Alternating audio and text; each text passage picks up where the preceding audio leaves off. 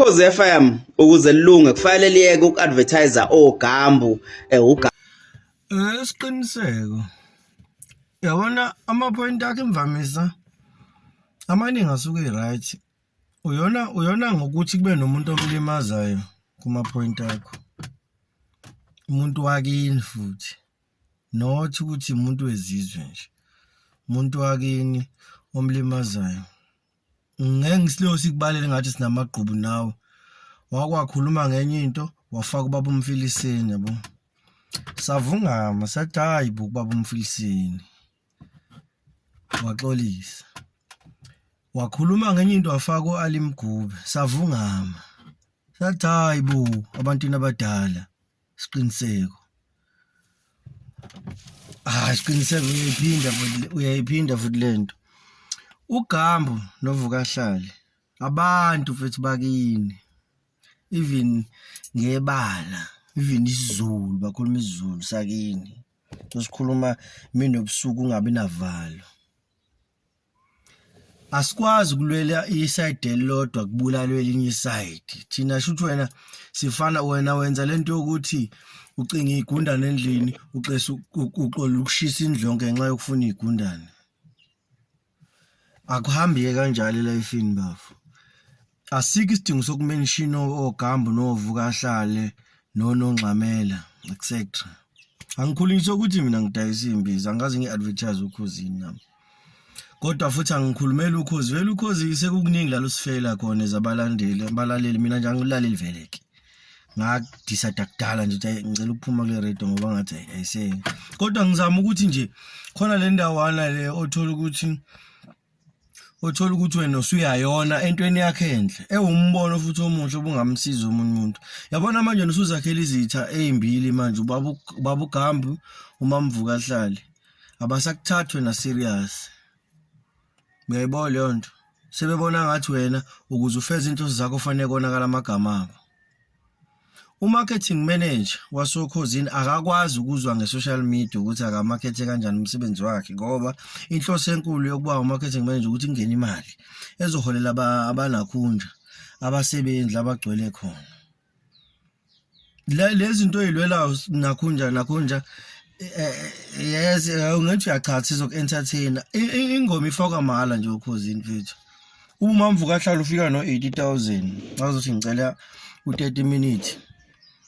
Ubahlukene ko 30 minutes mawufuna 80,000 akho ukuqeda nje within a week ngiyalinganisa nje kufanele kungene ku breakfast show mhlawumbe basigqemeza nomroza uyongena kumamdudu khozi yona indawo elilalelwa kakhulu leyo ngoba unaphethe bonke abantu laba abantu bamampolompolo omama emakitchen kuphi yabo kuhlukene nje 30 minutes so noma uzohlephula ufaka dudu khozi ukuthi uzobe ukushaya 1,000 noma 3,000 ukuba kulwa 30 minutes uzobe 3,000 ukududu khozi lapho uzobe ku breakfast show ngabantu bakho basobe sesemotweni bese emsebenzini kosigqemeza uba u5,000 kanjalo uzube ngcono u30 minutes wakho ebusuku mawuzongena ebusuku ngo11 uzo advertise.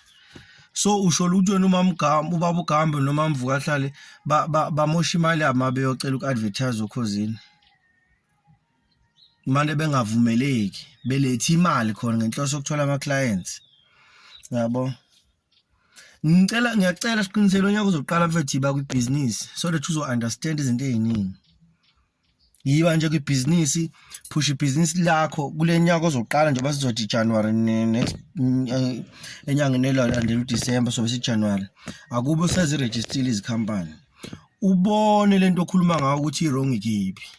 Ngiqale ngoba umfiliseni kwakukhona la wamlimaza khona endimeni wamlimaza kwakukhona la ulimaza khona alimgube ulimaza futhi manje ogambu uyeza nakwabanye bafu ngiyacela mina nawe sinakho ukukhuluma vele eceleni unayo inamba yami nginayo yakho siya WhatsApp siyafonelana anytime mawuzethe uniyangitshela mangize egoli ngiyakutshela but bafu ngifuna ngoba leyo uyiyenze public ngiyiphendule public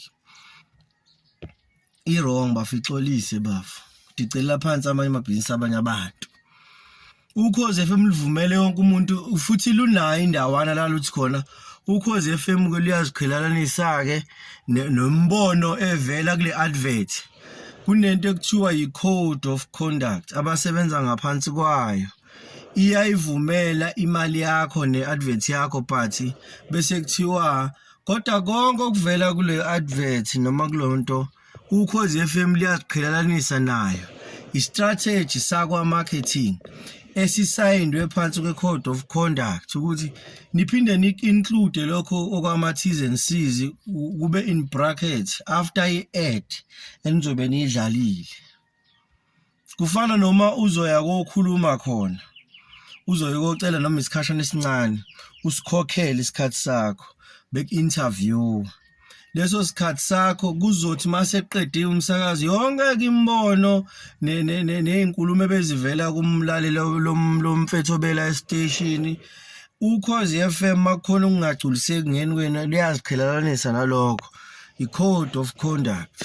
So thina simusu ukuthi masibona masilwela umusic njoba vele yonke into elelayo maskandi okay fine maskandi siwawo wena okhozini bafo mawufuna sikutshele thina ngokhozi umaskandi wawo wena kudala ukuthi wawina izomuntu engamfuni utshatha kodwa wawina wakwazi ukungena ebantwini ngotshatha umaskandi ukuthi vela nimthandi yabo thina esaziyo ke sasilwela imusic yethu yase akithi nje wakazayona sagcina singawinanga thina okhozini yikho kungaphela shunyanga ungazange uyizwe ingoma yokhozi lapha yezayo lapha akubuya khona ngimabhodrum bakuyophamisa izandla kukhulunywa kube ngathi into ezolunga sicela ombokazi baphansi nje bangasifakazela kulokho ukuthi uzayo wagcina indaba uzitshiwe ngoba awenzi inzuzo.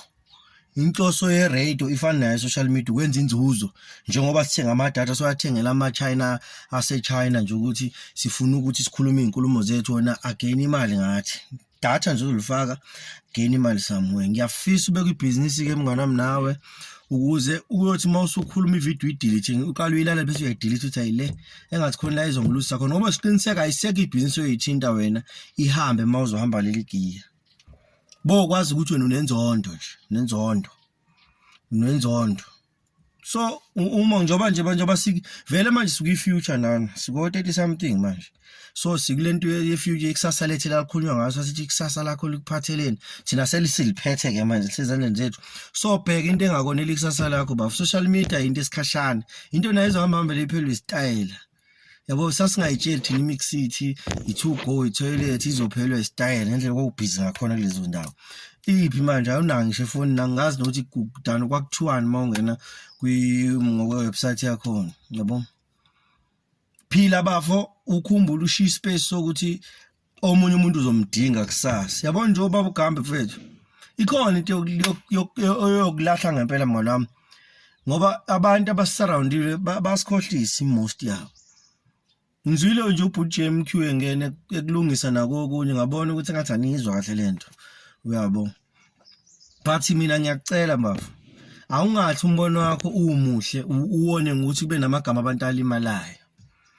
Ngilwela nje ubaba uGambo no Mamvu kahlale umfiliseni ubali mgube esengiyeke ngabona amagama abovela wathi nje ganka kabuhlungu futhi bengenze lutho kungcono mhlawumbe khona impi yombango ke impi igodi wazi washo noNkhunja no alimgubo umkhaya wakho umakhelane wathi yalo mfethu uyangithuza abasitshwana amaphumulo ukuthi how come ekhuluma amabhlungu kanjena uyabo angithi uyabona ukuthi sekufanele ukuze sicele siqiniseke sithi njoba ulwela lokho akuphele la ukukhuluma kwakho.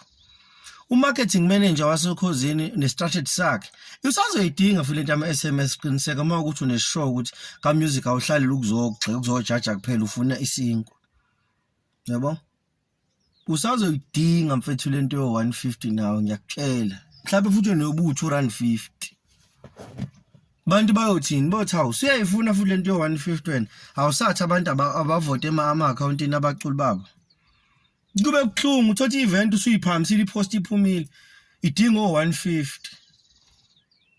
wena uyobuzuzana lapho bafu asithi sakha sibe singabhidlizi futhi sakhe nje ngendlela ukuthi omunye umuntu asizakale nawe futhi kusasa ngoba khona into ezokudingisa abantu siqiniseke ngiyakutshela nje obulokhu ukhona ka music uzothathwa amanye igwele ethi zithi hayi ngoba noseqhulweni nawe wenza ibhizinisi elithile angeke sa entertain abantu bava uyoze uthi hayi nendaba ebangikosi